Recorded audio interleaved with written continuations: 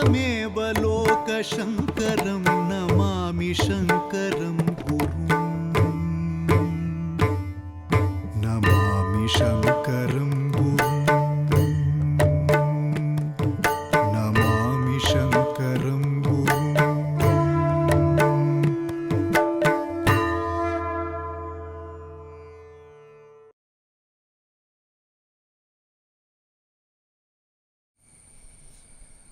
माला सुधाकुम्भ विबोधमुद्रा विद्याविराजत्करवारिजाताम् अपार कारुण्य सुधाम्बुराशिं श्रीशारदाम्बां प्रणतोऽस्मि नित्यं। सदाशिवसमारम्भां शङ्कराचार्यमध्यमाम् अस्मदाचार्यपर्यन्तां वन्दे गुरुपरम्पराम्।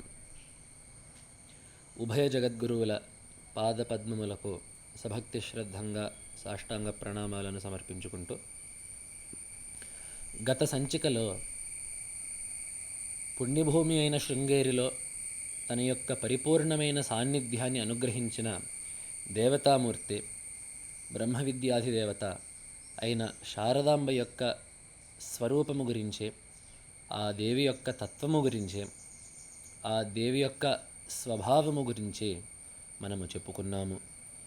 తదనుగుణంగా వచ్చే సంచికల్లో ఆ అమ్మవారిని అనునిత్యము ఆరాధిస్తూ, ఆ శారదాదేవిని ప్రత్యహము ఉపాసిస్తూ, ఆత్మస్వరూపంగా ఆ దేవిని భావించుకునే జగద్గురువుల చేత రచింపబడిన ఒక్క స్తోత్రాన్ని కూడా మనము ప్రతిపదార్థ తాత్పర్యాలతో మనము చెప్పుకుందాము.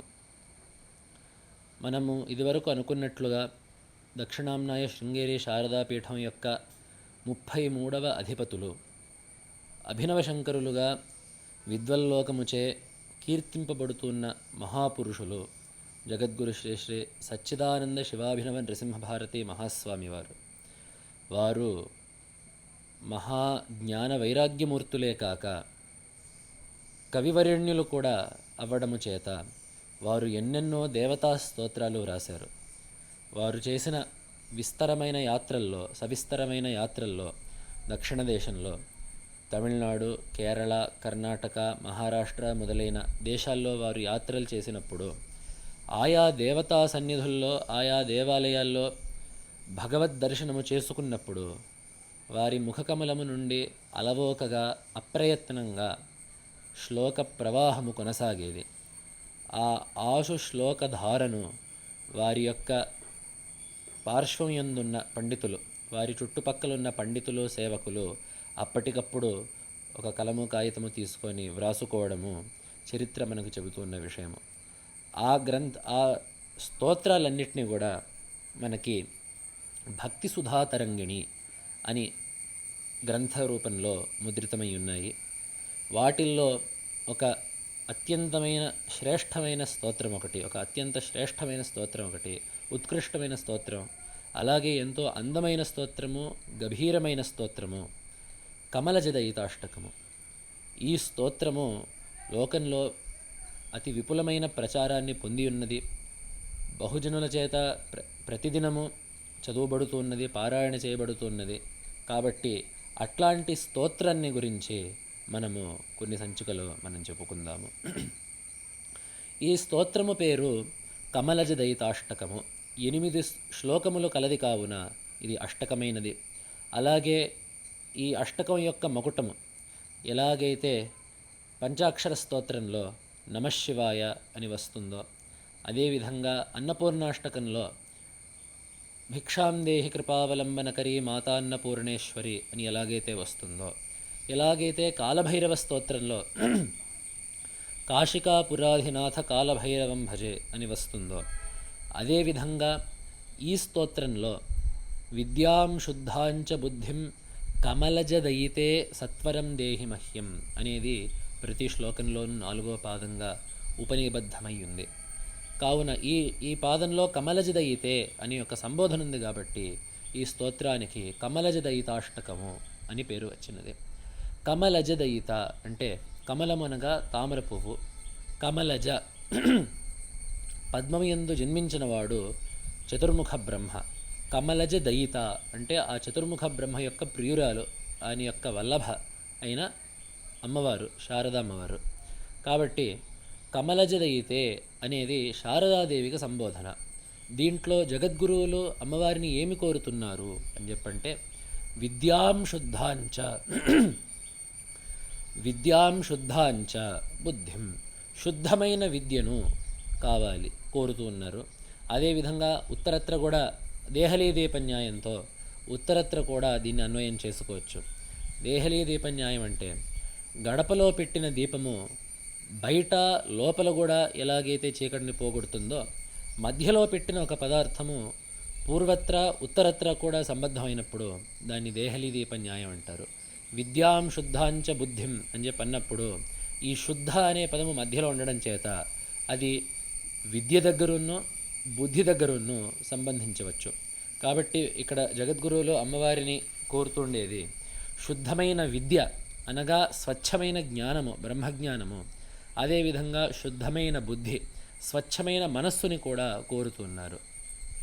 ఎందుకు అని చెప్పంటే లోకంలో జ్ఞానము కన్నా ప్రార్థనీయమైనది వేరేది లేదు. మనకి పురుషార్థాలు 4: ధర్మ అర్థ కామ మోక్షాలు. వాటిల్లో అర్థకామాలు మన కళ్ళ ఎదుటే పుడుతుంటే నశిస్తూ ఉంటాయి. అర్థమంటే సంపద, కామమంటే కోరిక. మనకి ఏ కోరికలైతే ఉన్నాయో, ఏ కోరికలైనా కావచ్చు, ఏ కోరికలైతే ఉన్నాయో అవన్నీ కామశబ్దం చేత చెబుతున్నాయి. ఆ కోరికల్ని తీర్చుకోవడానికి కావలసిన సాధనాలు అర్థశబ్దం చేత చెప్పబడుతున్నాయి. ధనమే కాదు, ఇంకా మిగతా ఏ ఏ సాధనాలు కోరికల్ని తీర్చుకోవడానికి కావాలో అవన్నీ కూడా అర్థశబ్దం చేత చెప్పబడుతున్నాయి. ఈ రెండు మన కళ్ళ ఎదుటే ఈ రెండు కూడా మన కళ్ళ ఎదుటే నశిస్తూ ఉంటాయి. అలాగే ధర్మము కూడా అది ఎంతో చిరకాలము ఉన్నప్పటికీ కూడా, ధర్మం అనగా పుణ్య విశేషము, సత్కర్మ సంపాద్యమైన పుణ్య విశేషము. అలాగే ఆ ధర్మము కూడా చాలా చిరకాలం నిలబడినప్పటికీ అనుభవింపబడంగానే, ఆ పుణ్య ఫలితం అనుభవింపబడంగానే అది కూడా నశిస్తుంది. కాబట్టి ఈ 3 పరమ పురుషార్థాలు కావు. పురుషార్థాలైతే కావచ్చు, కానీ పరమ పురుషార్థాలైతే కావు అని చెప్పి శాస్త్రకారులు నిర్ణయించారు. కాబట్టి నిత్యమైనది, శుద్ధమైనది కాబట్టి మోక్షమనేదే పరమ పురుషార్థము అనేది శాస్త్రీయమైన సిద్ధాంతము. అట్లాంటి మోక్షము కావాలంటే అది జ్ఞానము వల్ల మాత్రమే సాధ్యమవుతుంది. జ్ఞానాదేవతు కైవల్యం అని చెప్పి వేదం చెబుతున్నది. అదేవిధంగా నాణ్యః పంథ తమేవం విదిత్వా అమృతత్వమేతి, నాణ్యః పంథ విద్యతే యనాయ అని చెప్పి కూడా చెబుతోంది. ఆ పరమాత్మను తెలుసుకొనే సాధకుడికి అమృతత్వము చేకూరుతుంది. నాణ్యః పంథ విద్యతే అయనాయ, దీనికి వేరే మార్గము లేదు. కాబట్టి ఈ జ్ఞానము తప్ప, శుద్ధ జ్ఞానము తప్ప మోక్షాన్ని పొందడానికి వేరే మార్గము లేదు. కాబట్టి ఆ పరమ పురుషార్థమైన మోక్షాన్ని పొందడానికి కావాల్సినది ప్రధానంగా అట్లాంటి జ్ఞానము కాబట్టి, ఆత్మజ్ఞానము కాబట్టి జగద్గురువులు విద్యాం శుద్ధాంచ అని చెప్పి అడిగారు. అయితే ఈ జ్ఞానం ఎలా సంభవిస్తుంది అని చెప్పంటే కషాయే కర్మభిః పక్వే తతో జ్ఞానం ప్రవర్తతే అని చెప్పి ఒక స్మృతివాక్యం ఉన్నది.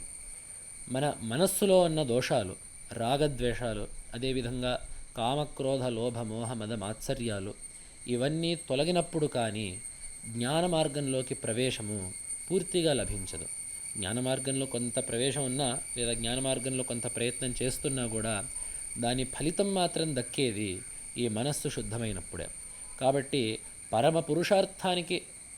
పరమ పురుషార్థమైన మోక్షానికి సాధనమైన జ్ఞానాన్ని జగద్గురువులు కోరారు. అదేవిధంగా దానికి సాధనమైన జ్ఞానానికి వలసిన చిత్తశుద్ధిని కూడా జగద్గురువులు ఈ స్తోత్రము ద్వారా కోరారు. కాబట్టి విద్యాం శుద్ధాంచ బుద్ధిం కమలజదయితే, దాని తర్వాత సత్వరం దేహి అని చెప్పి అన్నారు. వేగముగా ఇవ్వు అని చెప్పి అన్నారు జగద్గురువులు. వేగం ఎందుకు ఇక్కడ అని చెప్పంటే ఒక్క క్షణం కూడా వృధా చేయకూడదు. ఆసుప్తే రామృతే కాలం నయేద్ వేదాంత చింతయ అని చెప్పి ఒక మాట ఉంది శాస్త్రంలో. లేచినప్పటి నుండి పడుకుండేదాకా వీలైనంత వరకు వేదాంత విచారము చెయ్యాలి అనేది. ఎందుకు అని చెప్పంటే ఈ మనుష్య జన్మ అత్యంత దుర్లభమైనది. ఈ లోకంలో ఉండే ఎన్నో ప్రాణిరాశుల్లో, ఎన్నో జీవరాశుల్లో ఈ మనుష్య జన్మకు మాత్రమే విచారాన్ని చేసే అవకాశం ఉన్నది. ఈ శరీరాని కంటే వేరైన ఆత్మ ఒకటి ఉంది అని చెప్పి తెలుసుకొని తద్వారా వేదముయందు గురువాక్యమునందు శ్రద్ధను కలిగి అనుష్ఠానము చేసుకుంటూ, సాధన చేసుకుంటూ, ధ్యానము చేసి, ఆత్మవిచారం చేసి అంతతః చివరిలో జ్ఞానాన్ని పొందే అవకాశము ఈ మనుష్య జన్మలో మాత్రమే ఉంది. ఈ మనుష్య జన్మ అనేది, ఈ మనుష్య శరీరం అనేది ఎంతవరకు ఉంటుందో ఎవరూ చెప్పలేరు. గృహీత ఇవ కేశేషు మృత్యున అని చెప్పి అంటారు. మృత్యువు మనుష్యుడి యొక్క జుట్టును పట్టుకున్నట్లుగా మనుష్యుడు ధర్మాన్ని ఆచరించాలి.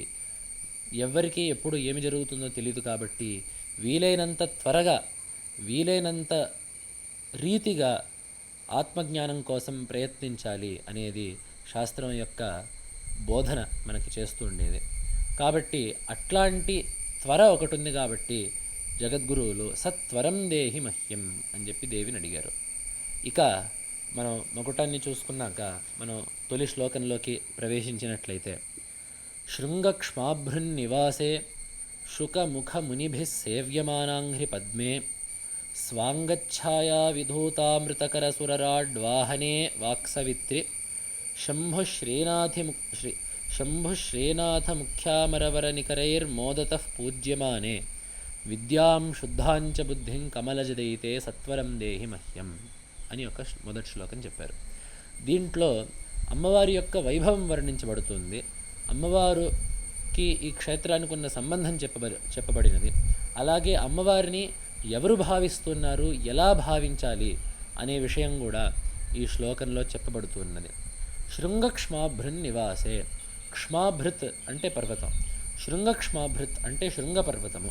మనం చెప్పుకున్నట్లుగా ఋష్యశృంగ మహర్షికి తపస్థలం కావడం చేత శృంగగిరిగా ప్రసిద్ధమైన ఈ పర్వతాన్ని శృంగగిరి అని చెప్పి అంటున్నాం. కాబట్టి ఆ శృంగగిరిలో నెలకొన్న యో తల్లి, ఇవన్నీ సంబోధనలు, ఓ శృంగగిరిలో నెలకొన్న తల్లి. అదేవిధంగా శృంగేరిలో ఉన్న ఈ తల్లిని ఎవరెవరు సేవిస్తున్నారు అని చెప్పంటే, శుక ముఖ మునిభి సేవ్యమాన అంఘ్రిపద్మే, శుకుడు మొదలైన మునుల చేత సేవింపబడుతున్న పాదపద్మములు కలదానా. శుకముఖ మునిభి అని చెప్పడం చేత ఈ తల్లి జ్ఞానుల చేత ఆరాధింపబడే తల్లి. కేవలం కష్టాలు ఉన్న వారి చేతనో లేదా సంపదలు కోరే వారి చేతనో కాకుండా, వారి చేత మాత్రమే కాకుండా ప్రధానంగా జ్ఞానాధిదేవత కాబట్టి ఈ తల్లి జ్ఞానుల చేత, ఆత్మారాముల చేత, బ్రహ్మనిష్ఠుల చేత పూజింపబడుతున్నది. అందుకని శుకముఖ మునిభి అని చెప్పి చెప్పబడినది. అందరూ ఎంతోమంది మహర్షులు ఉండవచ్చుగాక, శుక మహర్షి మాత్రము జీవన్ముక్తులుగా, ఏమాత్రమూ శరీరాభిమానం లేకుండా, ఏమాత్రం దేహాత్మభావం లేకుండా చరిస్తూ అత్యంత ఉత్కృష్టమైన జ్ఞానమైన బ్రహ్మసూత్రాలను తన తండ్రి గారి అయిన వ్యాసమహర్షి వద్దని ఉపదేశం పొంది, అదేవిధంగా వ్యాసమహర్షి చెంతనే వేదాంత అభ్యాసము చేసి, సాధన చేసి, పరిపూర్ణమైన జ్ఞాన వైరాగ్యాలని కలిగిన జీవన్ముక్తుడిగా మన శాస్త్రాలు, పురాణాలు, ఇతిహాసాలు శుకమహర్షిని కొనియాడినాయి. కాబట్టి అట్లాంటి మహర్షి కూడా అమ్మవారిని స్తుతిస్తున్నారు అంటే ఇక మనమందరం ఎంత, అమ్మవారిని అవశ్యము అందరూ సేవించాలి అనేదానికి అది ఒక గుర్తు. అదేవిధంగా జ్ఞానుల్లో కూడా శుకమహర్షి ఎంతో శ్రేష్టంగా చెప్పబడుతూ ఉన్నారు. మనకందుకనే ఇంకో శ్లోకం ఉంది మన వాంగ్మయంలో, కృష్ణో భోగి శుకస్త్యాగి నృపౌ జనకరాఘవౌ అని చెప్పి ఒక శ్లోకం ఉంది. జ్ఞానులు ఇట్లానే ఉంటారు అని చెప్పి మనం నియమించడానికి ఏం లేదు.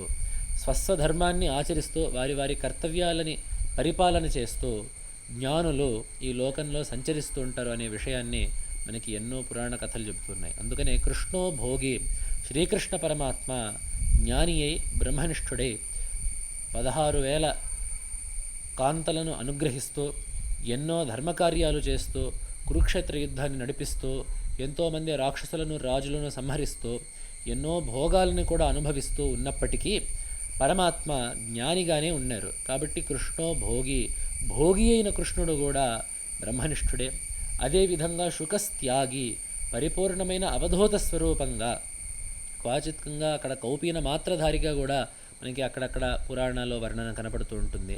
కాబట్టి అసలు సకల లౌకిక విషయాలను త్యజించి ఏ చోట్లోనూ గోదోహన కాలము మించి ఉండకుండా, అంటే ఆవు పితికే కాలమును అతిక్రమించి అంతకంటే అధికమైన కాలాన్ని ఏ ఒక్క చోట్ల ఉండకుండా లోక సంచారం చేస్తూ ఎక్కడ రాగము సంగము అనేది లేకుండా పరిపూర్ణమైన నిష్కామ భావంతో ప్రపంచం యందు వైరాగ్యంతో ఉండే శుకమహర్షి కూడా జ్ఞానియే, శుకస్త్యాగి.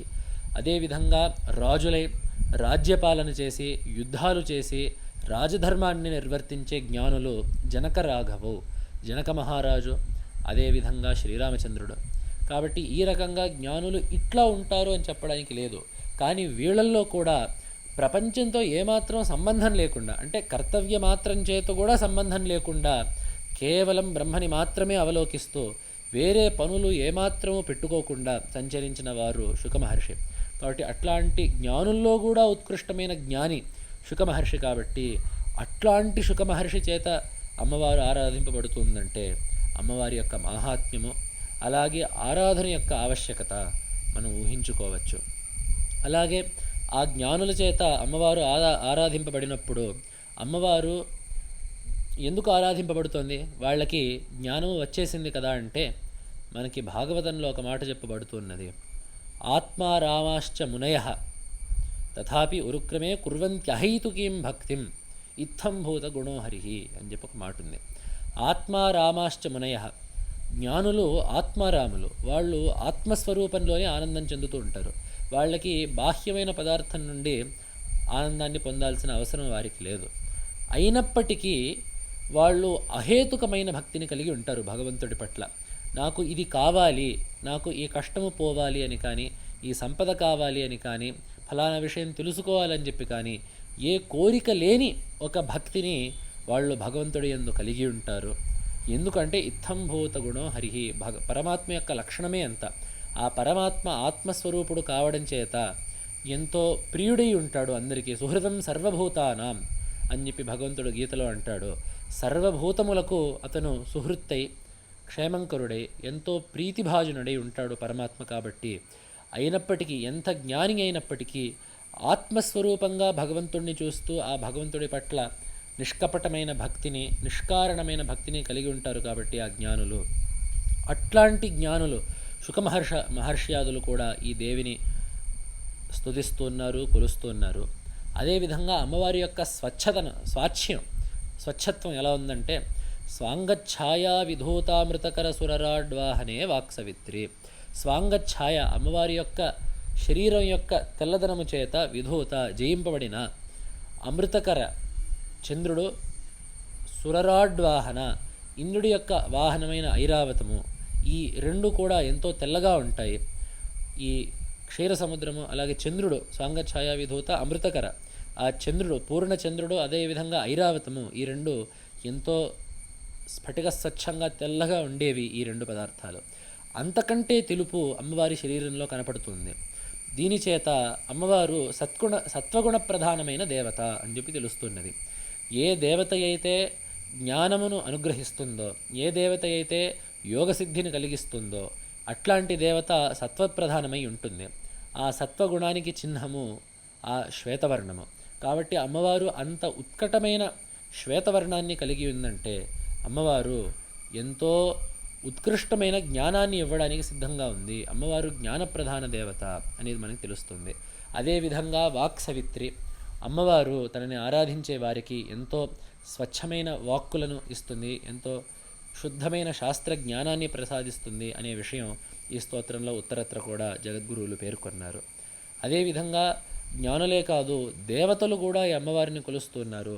శంభు శ్రీనాథ ముఖ్యామరవర నికరైర్ మోదతః పూజ్యమానే. ఆనందంగా అమ్మవారు ఈ దేవతల చేత పూజింపబడుతున్నది. ఎవరు ఆ దేవతలంటే శంభు శ్రీనాథ ముఖ్యామరవర నికరై. శంభు శివుడు, అలాగే శ్రీనాథుడు విష్ణువు. శివుడు, విష్ణువు, ఇంద్రుడు మొదలైన దేవతల చేత ఏ పూజింపబడే ఓ తల్లి, అట్లాంటి నీవు నాకు శుద్ధమైన విద్యను, శుద్ధమైన బుద్ధిని అనుగ్రహించాలి అనే విషయాన్ని ఈ తొలి శ్లోకంలో, ఈ మొదటి శ్లోకంలో జగద్గురువులు అమ్మవారిని ప్రార్థించారు. ఈ స్తోత్రంలో ఆపై ఉండే విశేషాలను మనం వచ్చే భాగాల్లో మనం తెలుసుకుందాము. నమః శంకరాయ. నమామి శంకరం